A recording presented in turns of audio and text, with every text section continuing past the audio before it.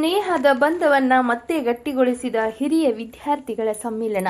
ಕಾಗವಾಡ ತಾಲೂಕಿನ ಉಗಾರ್ ಬುದ್ರುಕ್ ಗ್ರಾಮದ ಸರ್ಕಾರಿ ಹಿರಿಯ ಕನ್ನಡ ಗಂಡು ಮಕ್ಕಳ ಶಾಲೆಯಲ್ಲಿ ವಿದ್ಯಾಭ್ಯಾಸ ಮಾಡಿದ ಹಿರಿಯ ವಿದ್ಯಾರ್ಥಿಗಳ ಅಪೂರ್ವ ಸ್ನೇಹ ಸಮ್ಮೇಳನ 2026 ಕಾರ್ಯಕ್ರಮ ಭಾನುವಾರ ಭಾವಪೂರ್ಣ ಹಾಗೂ ಉತ್ಸಾಹಭರಿತವಾಗಿ ಜರುಗಿತು. 1927 ರಿಂದ 1966ರವರೆಗೆ ಇದೇ ಶಾಲೆಯಲ್ಲಿ ವಿದ್ಯಾಭ್ಯಾಸ ಮಾಡಿದ ಹಿರಿಯ ವಿದ್ಯಾರ್ಥಿಗಳು ದಶಕಗಳ ಬಳಿಕ ಒಂದೇ ವೇದಿಕೆಯಲ್ಲಿ ಸೇರಿ ತಮ್ಮ ಬಾಲ್ಯದ ಸುವರ್ಣ ಕ್ಷಣಗಳನ್ನು ನೆನಪಿಸಿಕೊಂಡರು. ವಯಸ್ಸು ಬರೀ ಸಂಖ್ಯೆ, ಹುಮ್ಮಸ್ಸಿಗ್ಯಾವ ಅಂಕೆ ಎಂಬ ಘೋಷವಾಕ್ಯ ಕಾರ್ಯಕ್ರಮದ ಉತ್ಸಾಹವನ್ನು ಮತ್ತಷ್ಟು ಹೆಚ್ಚಿಸಿತು. ಕಾರ್ಯಕ್ರಮದಲ್ಲಿ ಭಾಗವಹಿಸಿದ ಹಿರಿಯರಿಗೆ ಆಯೋಜಕರಿಂದ ಪರಂಪರೆಯ ಟಾವೆಲ್, ಗಾಂಧಿ ಟೋಪಿ ಧರಿಸಿ ಗ್ರಾಮದ ಪದ್ಮಾವತಿ ವೃತ್ತ ಸೇರಿದಂತೆ ವಿವಿಧ ರಸ್ತೆಗಳ ಮೂಲಕ ಸಕಲ ವಾದ್ಯಗಳೊಂದಿಗೆ ಅದ್ಧೂರಿ ಮೆರವಣಿಗೆ ಗ್ರಾಮಸ್ಥರ ಗಮನ ಸೆಳೆಯಿತು. ಹಲವು ವರ್ಷಗಳ ಬಳಿಕ ಭೇಟಿಯಾದ ಸ್ನೇಹಿತರು ಒಬ್ಬರನ್ನೊಬ್ಬರು ಆತ್ಮೀಯವಾಗಿ ಬರಮಾಡಿಕೊಂಡು ಹಳೆಯ ನೆನಪುಗಳನ್ನು ಹಂಚಿಕೊಂಡು ಭಾವುಕರಾದ ಕ್ಷಣಗಳು ಕಂಡುಬಂದವು. ಈ ಸಂದರ್ಭದಲ್ಲಿ ಬಾಲ್ಯವನ್ನ ಗುರುಗಳನ್ನ ಸ್ಮರಿಸಿ ತಮ್ಮ ಜೀವನದಲ್ಲಿ ಶಾಲೆಯ ಪಾತ್ರವನ್ನ ಕೃತಜ್ಞತೆಯಿಂದ ನೆನಪಿಸಿಕೊಂಡರು. ಕೆಲವರು ತಮ್ಮ ಸಾಧನೆಗೆ ಈ ಶಾಲೆಯೇ ಅಡಿಪಾಯವಾಗಿದೆ ಎಂದು ಹೇಳಿದರು. ಕಾರ್ಯಕ್ರಮದ ಅಂಗವಾಗಿ ಟಾವೆಲ್, ಗಾಂಧಿ ಟೊಪ್ಪಿಗೆ ನೀಡಿ ಸನ್ಮಾನಿಸಿ ಎಲ್ಲರಿಗೂ ಸ್ನೇಹ ಭೋಜನ ಆಯೋಜಿಸಿದ್ದರು.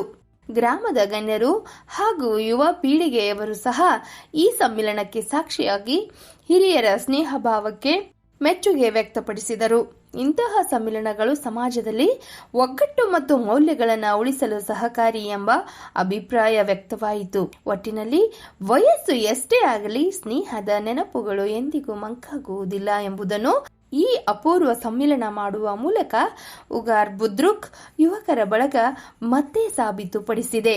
ಕಾರ್ಯಕ್ರಮದಲ್ಲಿ ಮಾಜಿ ಶಾಸಕ ಮೋಹನ್ ಶಹಾ ಸೇರಿದಂತೆ ನಿವೃತ್ತ ನೌಕರರು, ವ್ಯಾಪಾರಸ್ಥರು ಹಾಗೂ ರೈತರು ಭಾಗವಹಿಸಿ ಸಂತೋಷ ವ್ಯಕ್ತಪಡಿಸಿದರು. ಈ ಕಾರ್ಯಕ್ರಮವನ್ನು ಗೆಳೆಯರ ಬಳಗದ ಸದಸ್ಯರಾದ ಶೀತಲ್ ಕುಂಬಾರ್, ಸಚಿನ್ ಕಾಂಬ್ಳೆ, ಪುರಂದರ್ ತಳವಾರ್, ಅಶೋಕ್ ಕೋರೆ, ಶೇಖರ್ ಕಾಟ್ಗಾರ್, ಭಗವಂತ ತಳವಾರ್, ಬುಡ್ಡು ಜಮಖಾನೆ, ಬಂಡು ತಮದಡ್ಡಿ, ದಿಲೀಪ್ ಕುಸ್ನಾಳೆ, ಪ್ರಕಾಶ್ ಹನಗಂಡಿ ಸೇರಿದಂತೆ ಇತರರ ಸಹಕಾರದಿಂದ ಆಯೋಜಿಸಿ ಯಶಸ್ವಿಗೊಳಿಸಲಾಯಿತು. ಕಾರ್ಯಕ್ರಮವನ್ನು ಈಶ್ವರ್ ಪಟ್ಗಾರ್ ನಿರೂಪಿಸಿ ವಂದಿಸಿದರು. ನೆನಪಿನ ಕಾರ್ಯಕ್ರಮ. ನಾವು ಹೆಂಗ್ ದೊಡ್ಡವರದು, ಹೆಂಗ್ ಸಣ್ಣವರದ್ದು, ಹೆಂಗ್ ದೊಡ್ಡವರದು, ಏನೇನ್ ನಮ್ಗೆ ಅನುಭವ ಬಂತು, ಏನೇನ್ ಜೀವನದೊಳಗೆ ಒಂದು ಮಾತ್ರ ನನ್ನ ಜೀವನದೊಳಗೆ ಬಂದಂತ ಅನುಭವದ ಮಾತುಗಳನ್ನ ಕೊನೆಯೊಳಗೆ ಹೇಳ್ತೀನಿ. ನಾನು ನಿಮ್ಮ ಪ್ರಕೃತಿಯನ್ನು ನಡೆಸಬೇಕು, ಎಷ್ಟು ಸಾಧ್ಯದ ಅಷ್ಟು. ಎರಡನೇದು ಆರ್ಥಿಕ ವ್ಯವಸ್ಥೆ ನಿಯೋಜನೆ ಮಾಡಿ. ನಿಯೋಜನೆ ಹಿಂಗ್ ಮಾಡಿದ್ರೆ ಜೀವನದೊಳಗೆ ಎರಡನೇದವ್ರು ಒಂದು ಕೈ ಒಡ್ಡಿರಬಾರ್ದಂತ ಪರಿಸ್ಥಿತಿ ಅಷ್ಟೇ ಇರಲಿ. ನೀವು ಯಾವಾಗ ಎದ್ದದವ್ರ ಮುಂದೆ ಕೈ ಒಡ್ತೀರಿ ಆವತ್ತು ನೀವು ತಿಳ್ಕೊಳ್ಳಿ ಜೀವನದೊಳಗೆ ಫೇಲ್ ಆಗಿದ್ದೀರಿ. ರೊಕ್ಕ ಹೆಚ್ಚು ಕಡಿಮೆ ಇರಲಿ, ಎಷ್ಟು ನಿಮ್ಮಲ್ಲಿ ಒಂದು 1000 ರೂಪಾಯಿ ಇದ್ರು 1000 ರೂಪಾಯಿದೊಳಗೆ ನಾವು ಒಂದು 50 ರೂಪಾಯಿ 100 ರೂಪಾಯಿ ಅದನ್ನ ಬೇರೆ ಕಡೆ ಇಡ್ರಿ. ಯಾಕಂದ್ರೆ ಈ ವಯಸ್ಸಿನೊಳಗೆ ಯಾವಾಗ ದುಡ್ಡು ಹಾಕೋದು ಹೇಳಿ ಬರೋದಿಲ್ಲ,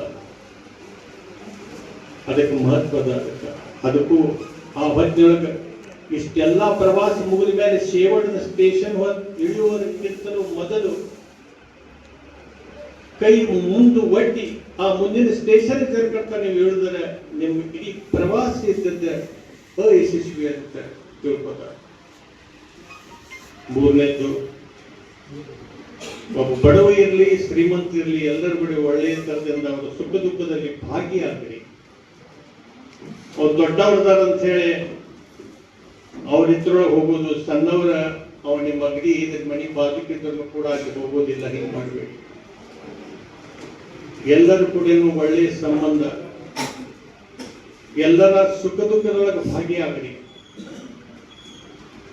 ಅಂದ್ರೆ ನಮ್ಮ ಜೀವನ ಸಾರ್ಥಕ ಆಗ್ತದಂತ ನಾನು ಹೇಳ್ತೀನಿ. ನಮ್ಮ ಪ್ರವಾಸ ಸುಖಕರಾಗಿಬಿಡ್ತದೆ. ಅರಳು ಮರಳು ಅಂತ ಹೇಳ್ತಾರೆ, ಅನ್ಬೇಡ್ರಿ. ಮರಳಿ ಅರಳೋ ಸಮಯ ಯಾವುದು ಅಂತಂದ್ರೆ ಅದು ನಿಮ್ಮ ಸಮಯ ಅಂತ ಹೇಳ್ತಾರೆ. ನಿಮ್ಮೆಲ್ಲರಿಗೂ ಒಂದು ವಿನಂತಿ ಏನಪ್ಪಾ ಅಂತಂದ್ರೆ ವೃದ್ಧಾಪ್ಯದಲ್ಲಿ ನಮ್ಗೆ ಹೇಳ್ತಾರೆ, ವೃದ್ಧಾಪ್ಯದಲ್ಲಿ 3 ದೋಸ್ತಿ ಇರ್ತಾವ ನಮಗೆ. 3 ದೋಸ್ತರು ಯಾರಪ್ಪ ಅಂತಂದ್ರೆ, ಒಂದು ಮುದಿ ಹೆಂಡತಿ, ಎರಡನೇದ್ದು ನಮ್ಮ ಕೈಯೊಳಗಿರ್ತಕ್ಕಂಥ ಹಣ, ಇನ್ನು ಮೂರನೇದು ಯಾವಪ್ಪ ಅಂತಂದ್ರೆ ನಾವು ಸಾಕಿರ್ತಕ್ಕಂಥ ನಾಯಿ. ಇಷ್ಟು ಬಿಟ್ರೆ ನಮ್ಮ ಜೊತೆ ಯಾವ ಇರೋದಿಲ್ಲ. ಆದ್ರೆ ಮೂರನ್ನೂ ನಾವು ಸರಿಯಾಗಿ ನಡೆಸ್ಕೊಂಡ್ರೆ ಒಂದು ನಾಯಿ ಕೂಡ ನಮ್ಗೆ ಸಂತಸ ಜೀವನ ನಡೆಸಲಿಕ್ಕೆ ಅವಕಾಶ ಕೊಡ್ತದೆ. ನಮ್ಮ ಕೈಯೊಳಗಿರ್ತಕ್ಕಂಥ ಹಣ ಕೂಡ ನಮ್ಮನ್ನು ನೆಮ್ಮದಿಯಿಂದ ಇರಲಿಕ್ಕೆ ಅವಕಾಶ ಕೊಡ್ತದೆ.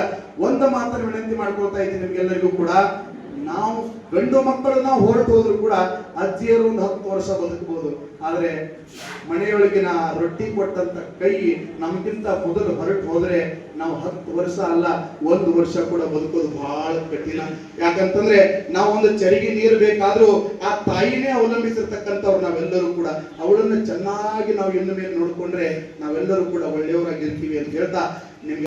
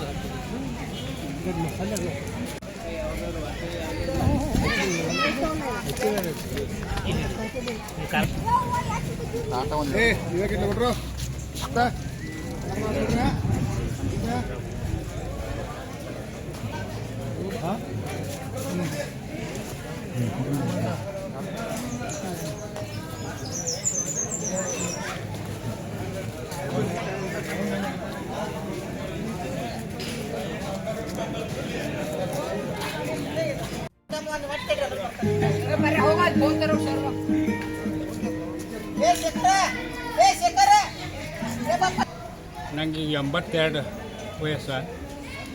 ನಾನು ಸಾರ್ವಜನಿಕ ಕಾರ್ಯಕರ್ತ ಇಲ್ಲಿ.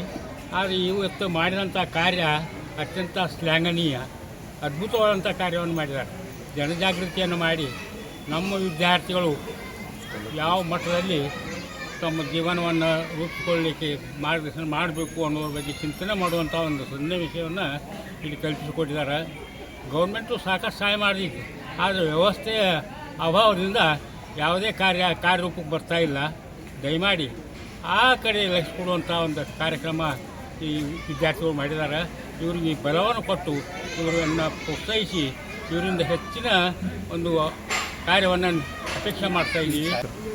ಇದು ಅದ್ಭುತ ಕಾರ್ಯ ನಮ್ಮ ವಿದ್ಯಾರ್ಥಿಗಳು ಮಾಡಿದ್ದಾರೆ. ಅದ್ಭುತ ಕಾರ್ಯ ಇದು ಸರ್ಕಾರಿ ಇದ್ರೊಳಗೆ ಅಥವಾ ಹೊರಗಿನ ಇದ್ರೊಳಗೆ ಇದೊಂದು ಮಾದರಿ ಆಗಿತ್ತು.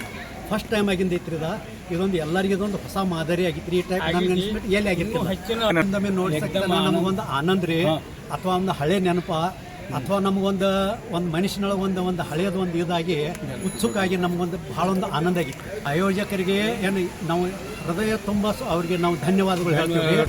ಈ ಒಂದು ಕಾರ್ಯದಿಂದ ಮುಂದೆ ಮತ್ತೆ ಮಾಡೋರಿಗೆ ಒಂದು ಪ್ರೋತ್ಸಾಹ ಇದರಿಂದ ಪ್ರೋತ್ಸಾಹ ಆಗ್ತೈತಿ. ಮತ್ತು ಇದರಿಂದಾಗಿ ಶಾಲೆನೂ ಅಭಿವೃದ್ಧಿ ಆಗ್ತೈತಿ. ಮುಂದಿನ ಪೀಳಿಗೆಗೆ ಇದೊಂದು ಉದಾಹರಣೆ ಮಾದರಿಯಾಗಿ ಅವರಿಗೂ ಒಂದು ಇಂಥ ಕಾರ್ಯಕ್ರಮ ಮಾಡಬೇಕಂತ ಒಂದು ಯುವ ಪೀಳಿಗೆಗೆ ಸಾಕಷ್ಟು ಈ ಸಾರ್ವಜನಿಕ ಇದರಿಂದಾಗಿ ತುಂಬ ದಾರಿ ಬಿಡ್ತಾ ಇದ್ದಾರೆ. ಅವರು ಒಂದು ಸರಿಯಾದ ದಾರಿಗೆ ಬರಬೇಕಾದ್ರೆ ಈ ಹಳೆಯ ಪೀಳಿಗೆ ಏನು ಇವರು ಕೂಡಿಸಿದ್ದಾರೆ ಇದರಲ್ಲಿ ಇದೊಂದು ಮಾರ್ಗದರ್ಶನ, ಅಥವಾ ಅವರು ಸಾಧನೆಗಳನ್ನು ನೋಡಿಬಿಟ್ಟು ಈ ಸೋಷಿಯಲ್ ಮೀಡಿಯಾದಿಂದ ತುಂಬ ಅವ್ರದ್ದು ದಾರಿ ತಪ್ತಾ ಇದ್ದಾರೆ. ಅವರಿಗೆ ಸರಿಯಾದ ವಿಷಯಗಳು ಮುಟ್ತಾ ಇಲ್ಲ. ಆ ವಿಷಯಗಳನ್ನು ಮುಟ್ಟಿಸುವಂಥ ಕಾರ್ಯ ಆಗಬೇಕಾಗಿದೆ. ಅಂಥ ಕಾರ್ಯಗಳನ್ನು ಇಂಥ ಸಂಘಟನೆಗಳಿಂದ ಅಥವಾ ಇದರಿಂದ ಮಾಡ್ತಾ ಹೋದರೆ ಇನ್ನೂ ಹೆಚ್ಚಾಗಿ ಅವರಿಗೆ ಇದಾಗ್ತದೆ. ಮೀಡಿಯಾದವರು ಸಾಕಷ್ಟು ಪ್ರೋತ್ಸಾಹ ಕೊಡಬೇಕು ನನ್ನ ಅಪೇಕ್ಷೆ. ಇಂಥ ಕಾರ್ಯಕ್ರಮಗಳನ್ನ ಆಯೋಜನೆ ಮಾಡಿದಂಥ ಸ್ಥಳದಲ್ಲಿ ಹೋಗಿ ನಿಜವಾದಂಥ ತಮ್ಮ ಮಾರ್ಗದರ್ಶನವನ್ನು ಅವರಿಗೆ ಅರ್ಪಿಸಬೇಕು ಅಂತ ನಮ್ಮ ವಿನಂತಿ.